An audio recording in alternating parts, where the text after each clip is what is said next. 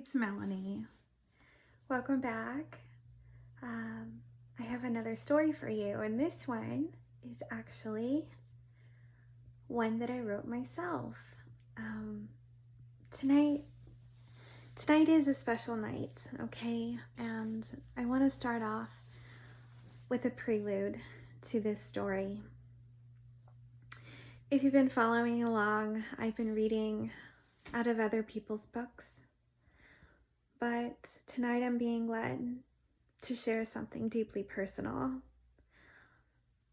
I've been talking recently about the process of healing, right? And I've been on my healing journey for a good solid 7 years. We're approaching 8.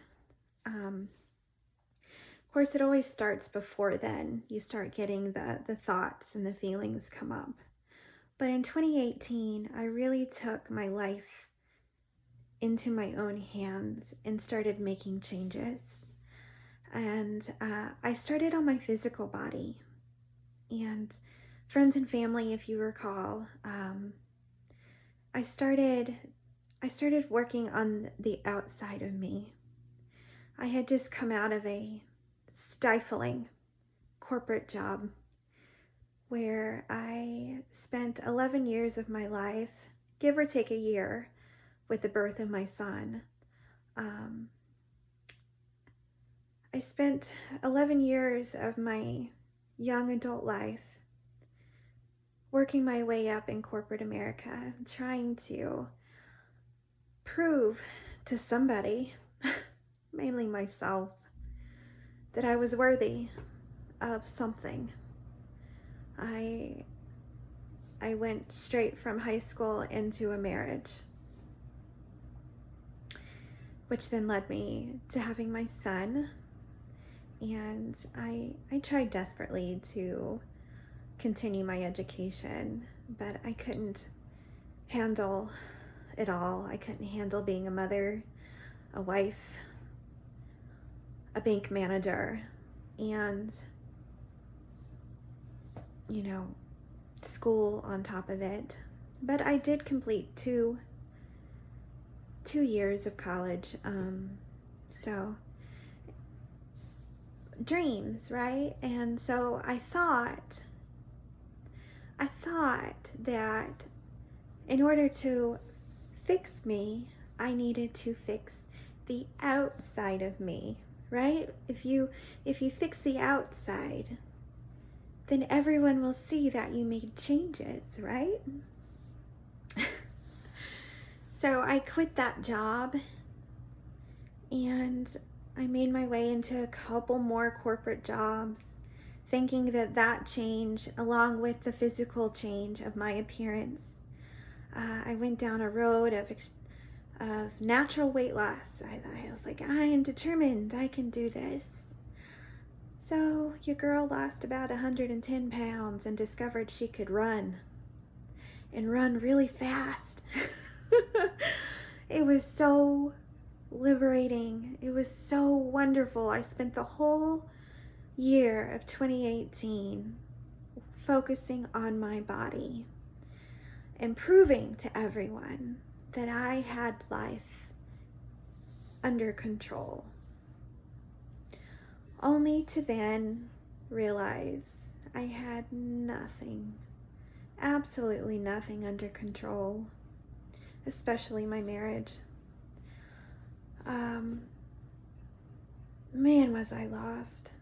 I was so lost. I was defeated. I thought everything externally was going to bring me happiness.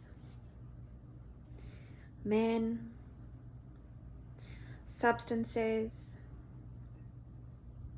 vacations. During that time period, I did separate from my husband. Okay? Later to discover that at the time of the actual divorce,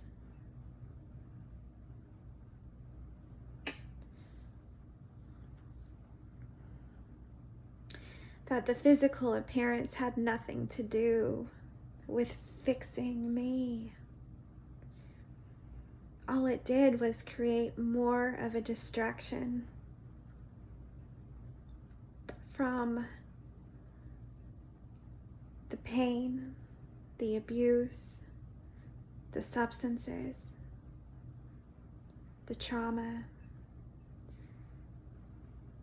I was recovering from many years of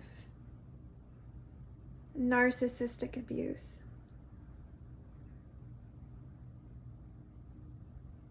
You don't know. That's what's happening when you're living it. It's all your fault. Yeah, you're the one that caused the blow up. You're the one who didn't cook the meal right. You know? You didn't clean good enough.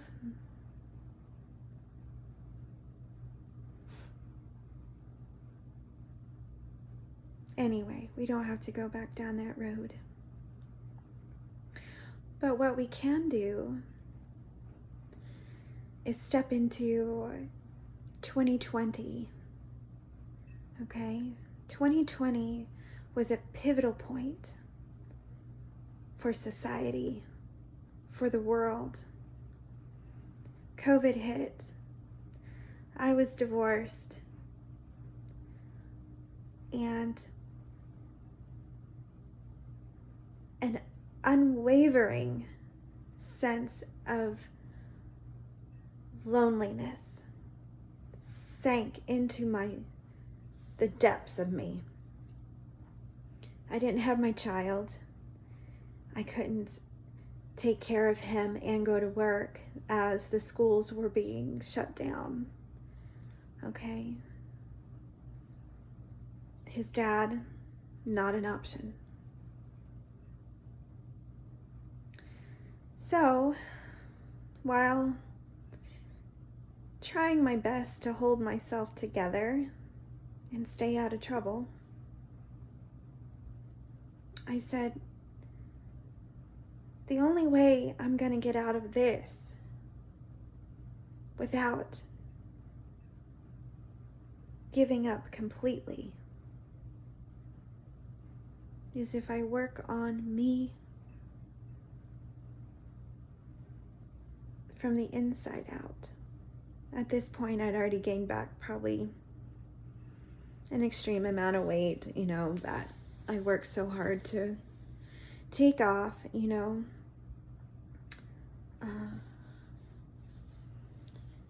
Can't blame anybody but yourself at that time. Of course, you want to point the finger to everybody. It was everybody else's fault but mine. But I knew that wasn't true. I knew that the only one who could fix me was me.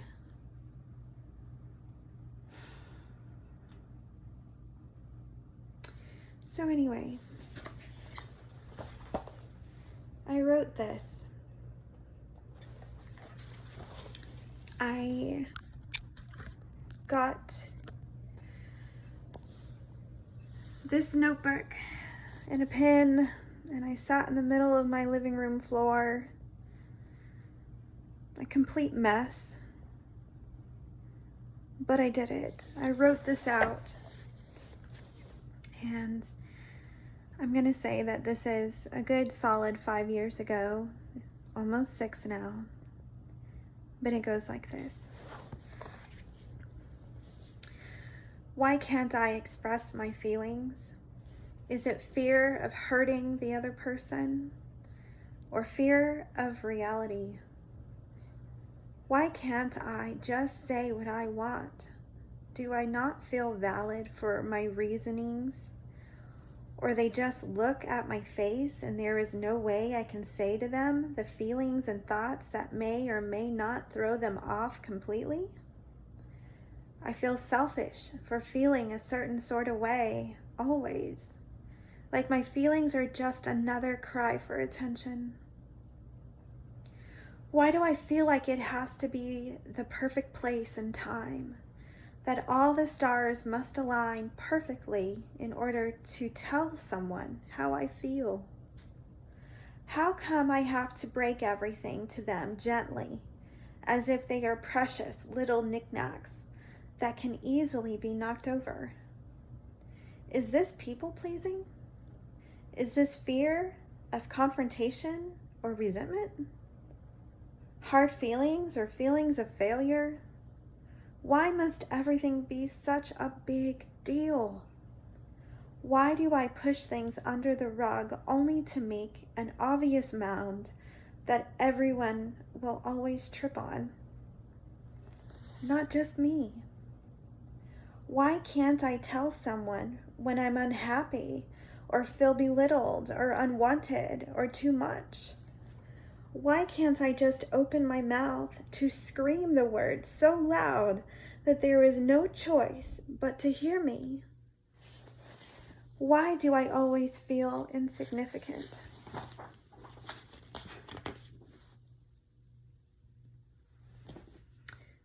Man, that was a really hard time, y'all. That's where I was at. That's the aftermath. Okay? Of abuse and trauma. Okay? That's where they call victim mentality, but it's real.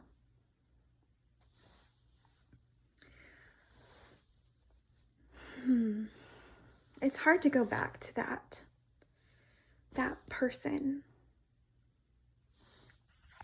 It's hard to realize that that was me.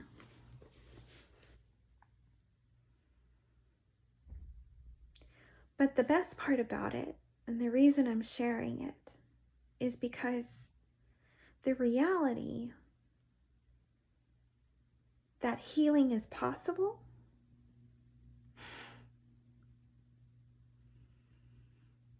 friends, family, strangers, trust yourself, trust God,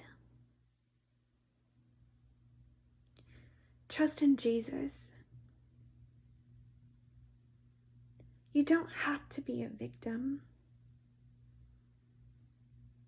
You don't have to be afraid. You can speak your truth. You will one day. Speak out, write it down, whatever it takes. If you can't right now, then pray.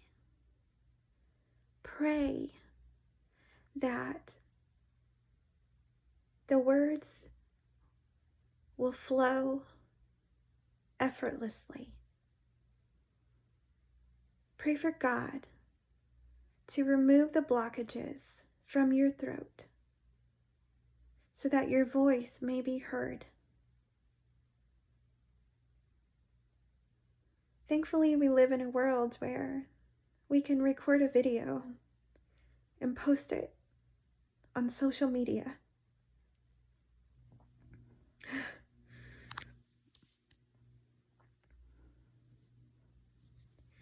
And maybe, just maybe, it'll reach someone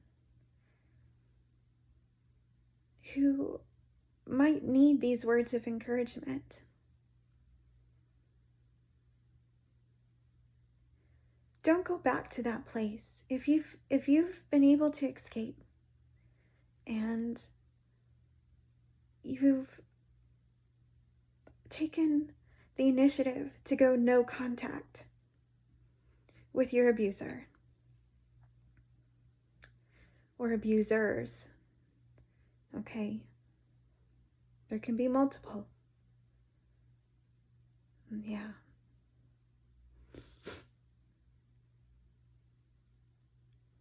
Don't look back. Don't go back to that.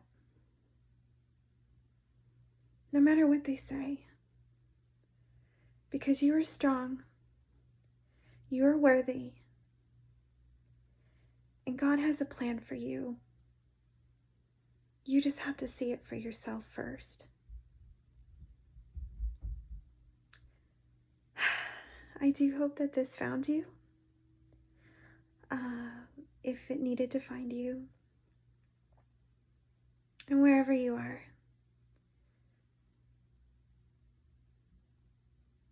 Love and light.